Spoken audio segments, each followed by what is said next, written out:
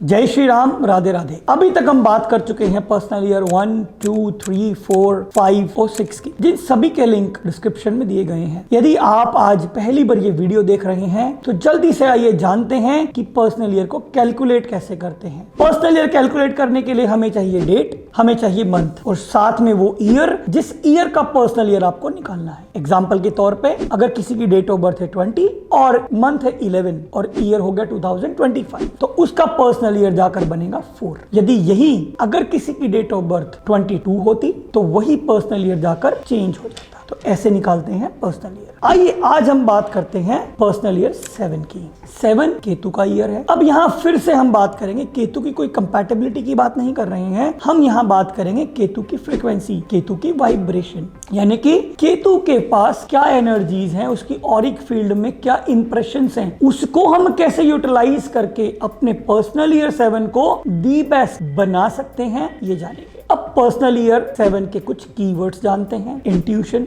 Introspection, research, deeper analysis, यानी कि ये साल भागने का नहीं है, ये साल ठहराव का साल है। वैसे देखा जाए तो ये साल स्पिरिचुअलिटी के लिए माना गया है। यदि कोई व्यक्ति स्पिरिचुअल है यानी कि ऑकल्ट में है, जैसे कि astrology, numerology, vastu, healings, yoga, meditation या किसी भी स्पिरिचुअल प्रैक्टिस में है तो ये साल उनके लिए गोल्डन ईयर होने वाला है। यदि उनका पर्सनल ईयर 7 आ रहा है, वो इस साल ऐसी सक्सेस पा सकते हैं, ऐसे अनसीन, अनरिजॉल्व्ड मिस्ट्रीज को सॉल्व कर सकते हैं जो वो सोच भी नहीं सकते। यदि यही ये साल किसी बिजनेसमैन का है, किसी जॉब वाले का है, कोई वर्किंग प्रोफाइल का है तो उसके लिए भी ये साल उतना ही इक्वली इंपॉर्टेंट है, क्योंकि ये साल कहता है कि थोड़ा ठहरो, थोड़ा खुद पर काम करो, थोड़ा ब्रेक लो, थोड़ी इंट्रोस्पेक्शन करो। यानी कि यदि आप कोई इनोवेटिव आइडिया निकालना चाहते हैं तो इस साल से बेहतर रिसर्च आप किसी साल में नहीं कर पाएंगे, इस साल से ज्यादा डीप एनालिसिस आप किसी साल में नहीं कर पाएंगे। यदि आप कोई रिसर्च पेपर पर रिसर्च करना चाहते हैं तो this is the best year to start your research,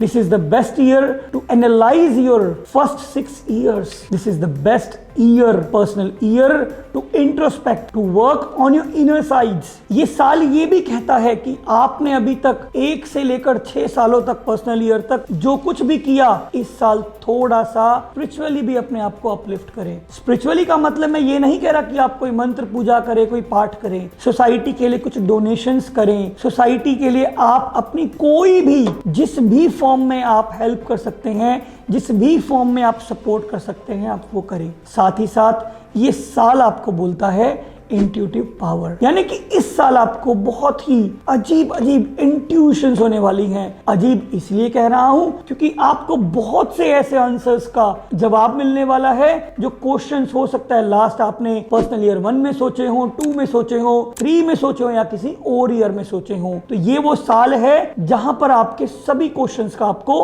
answers मिलेगा, जहां पर आपको लाइफ की मिस्ट्री समझ में आएगी, जहां पर आपको ये समझ में आएगा कि जो क्वेश्चंस आप जगह ढूंढ रहे थे उनके आंसर्स। साथ ही साथ ये साल कहता है कि कुछ समय निकालकर नेचर के साथ समय बिताएं। नेचर यानी कि माउंटेन्स पर चले जाएं, सी साइड चले जाएं, गार्डन में चले जाएं, कहीं पर्वत, कहीं ऐसी जगह चले जाएं जहां नेचर ब्यूटी हो, जंगल एरिया हो, फॉरेस्ट एरिया हो, रिट्रीट्स हो। जितना ज्यादा आप इस साल नेचर से कनेक्ट होंगे, जितना ज्यादा आप रिसर्च करेंगे, जितना ज्यादा आप एनालिसिस करेंगे, जितना ज्यादा आप सेल्फ पर काम करेंगे, उतना ही ज्यादा ये साल आपको सक्सेस लेकर आएगा। सक्सेस का मतलब हर जगह मनी नहीं होता है, सक्सेस का मतलब हर जगह फाइनेंशियल ग्रोथ नहीं होता है। सक्सेस का मतलब है कि जो उस ईयर के पास फ्रीक्वेंसी है आपने उसको अचीव किया। अब केतु के पास फ्रीक्वेंसी है इंट्यूशन की, केतु के पास फ्रीक्वेंसी है रिसर्च की, केतु के पास फ्रीक्वेंसी है डीप एनालिसिस की। यदि आप पर्सनल ईयर 7 में डीप रिसर्च करते हैं, डीप एनालिसिस करते हैं, सेल्फ इंट्रोस्पेक्शन करते हैं, अपने ऊपर काम करते हैं, अपनी चीजों को समझते हैं, सोसाइटी के लिए काम करते हैं, नेचर के साथ कनेक्ट होते हैं, तो बाय डिफॉल्ट आप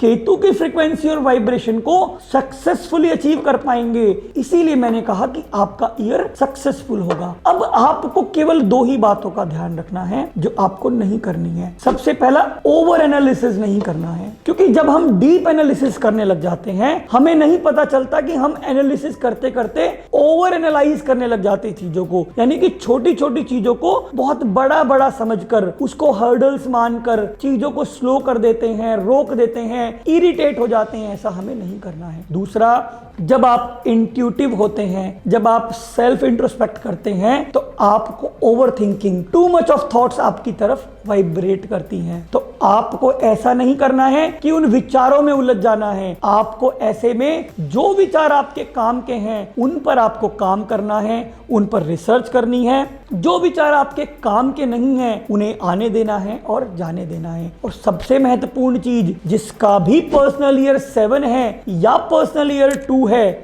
वो मेडिटेशन जरूर करें। यदि ऐसे व्यक्ति मेडिटेशन करेंगे तो वो अपनी एनर्जी को चैनलाइज कर पाएंगे, अपने आप को बैलेंस कर पाएंगे। तो मैं समझता हूं अपने इंट्यूटिव पावर, अपनी क्रिएटिव पावर का बहुत ही बेटर यूटिलाइजेशन कर पाएंगे। यदि पर्सनल ईयर 7 वाले इन सभी बातों का ध्यान रखते हैं, ओवर थिंकिंग में नहीं पड़ते हैं, ओवर एनालिसिस में नहीं पड़ते हैं, ज्यादा ड्रामा में नहीं पड़ते हैं, और सबसे बड़ी बात, ये साल आपका हो सकता है कुछ रिलेशंस, कुछ कुलीग्स, कुछ फ्रेंड्स, कुछ एम्प्लॉइज आपको छोड़कर चले जाएं। तो ऐसा होते हुए निराश नहीं होना है, क्योंकि आप जब अपलिफ्ट कर रहे हैं, जरूरी नहीं है कि वो भी एनर्जेटिकली अपने आप को अपलिफ्ट कर रहे हों। तो कई बार अक्सर देखा गया है जब आप अपने अपलिफ्टमेंट पर काम करते हैं तो जो लोग आपके साथ आपके लेवल पे वाइब्रेट नहीं करते हैं वो धीरे धीरे छटकते जाते हैं। और जब वो व्यक्ति दूर हो तो आप उनके लिए परेशान ना हो, क्योंकि यूनिवर्स आपके लिए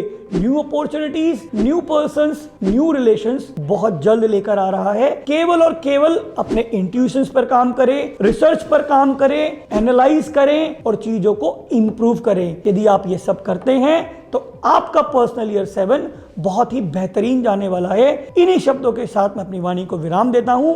जय श्री राम, जय माता दी।